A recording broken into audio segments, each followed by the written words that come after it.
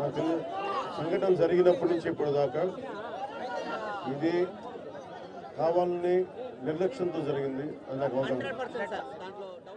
అది ఏంటంటే మీకు న్యాయం జరిగేలాగా ముందస్తుగా ఇలాంటి తప్పులు జరిగినప్పుడు ఎవరో ఒకరు బాధ్యత తీసుకోవాలి. దీని మీద ఒక హై లెవెల్ కమిటీ వేసి ఎవరు బాధ్యత వహించారు, ఎందుకు నిర్లక్ష్యం వహించారు. ఇందాక చెంగలరాయుడు గారు కూడా చెప్తా ఉన్నారు. అంతకుముందు గతంలో కూడా మన వాళ్ళందరూ చెప్పారు, మన నాయకులందరూ చెప్పారు, ప్రజలు చెప్పారు. కేవలం ఇసుక తవ్వుకోవడానికి బండ్లు కొట్టుకుపోతాయని చెప్పేసి అవి ఆపారు.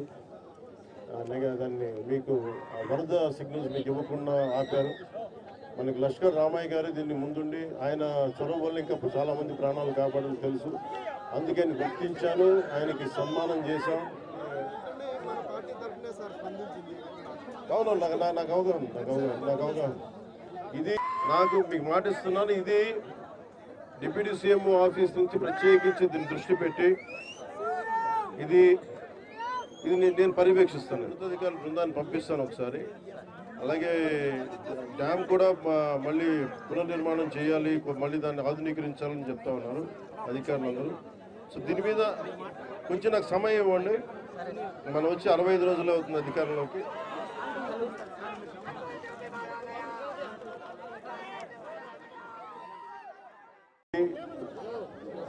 నాకు